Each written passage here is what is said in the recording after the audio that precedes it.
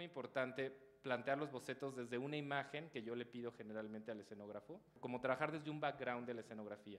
Porque sí, en experiencias pasadas, de repente puede pasar eso, que la escenografía cambie de una manera radical, a veces no te afecta, pero a veces sí puedes pasar de una cámara negra, ahora va a haber un telón rojo, ¿no? Entonces, es importante como, si bien el trabajo del diseño, como decía Atenea, suele ser aislado en cierto momento, o sea, hay un proceso como de intercambio de ideas común, y luego creo que cada quien sí trabaja, bueno, no en el caso de Atenea, pero cada quien trabaja aislado. ¿Por qué? Bueno, porque trabaja con Auda, pero cada quien se va como a hacer su tarea. Entonces, cuando me voy a hacer mi tarea, me parece importante al menos llevarme una idea clara de cierta sensación cromática o espacial a partir de la cual yo pueda trabajar, ¿no? Entonces, bueno, si quieres pasamos a la siguiente. Entonces, bueno, aquí ya vemos el resultado de las fotografías de la puesta en escena.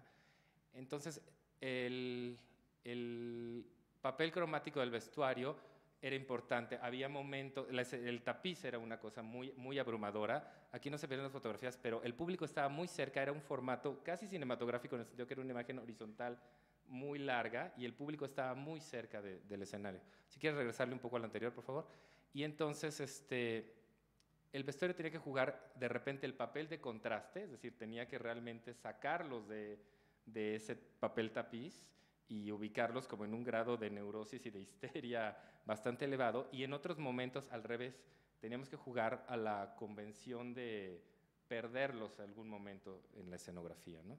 Y había como una progresión de desarmar unas imágenes más o menos que en el principio eran artificiosas, elaboradas, ¿no? De trajes, de corbatas, de muchos elementos del vestuario, y cuando al final todos los personajes terminan como compartiendo el espacio y viviendo juntos de una manera muy extraña, entonces ir desarmando como esa imagen de moda, de pasado, de artificio, y revelar una cierta desnudez o vulnerabilidad, ¿no? Bueno, aquí, por ejemplo, en esta imagen, para mí era muy importante, regresarle a la anterior, por favor, esa paleta de colores que digo, no era tanto si es o no setentera, como de colores que de alguna manera te evoquen el pasado, colores que ya no se usan ahorita, ¿no? Y había en los accesorios, por ejemplo, se ve en la corbata, que fue una cosa, pues un guiño que a mí me gustó. Los estampados y las cosas pequeñas se parecían mucho al papel tapiz, ¿no?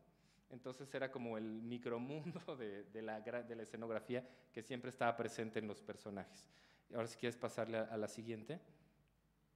Y esto, por ejemplo, es un ejemplo. Había otras escenas, otra gama cromática, en donde todo era la gama cromática de los muebles, de la escenografía, y que lo hacía, por ejemplo, la camisa de él tenía como las rayas y un diseño que se parecía mucho al papel tapiz. Entonces, de repente se separaba en el papel. Y ahí era una situación de abuso. O sea, él que inicialmente es como un chico al que seduce y lo trata con mucho cariño, termina siendo casi su sirviente, su esclavo doméstico, ¿no?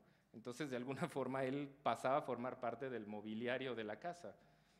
Era como, y él era como el rey el rey de su pequeño castillo, ¿no? Era un vestuario que yo creo que funcionaba en ese contexto escenográfico específico. Planteado en un espacio escénico realista, hubiera sido muy estridente, siento yo, o incluso artificioso, ¿no?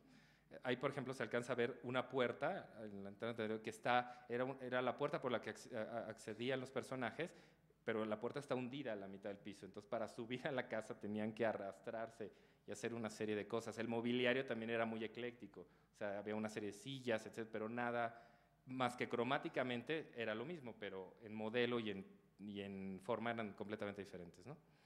Pasamos a la siguiente.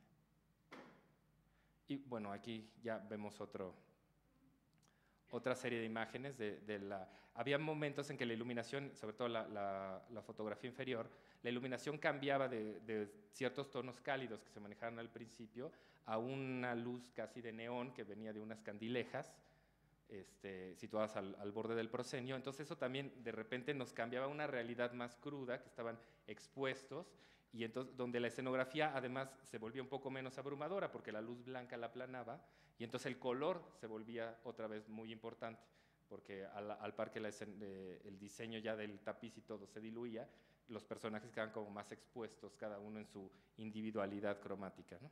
Y creo que son todas las imágenes.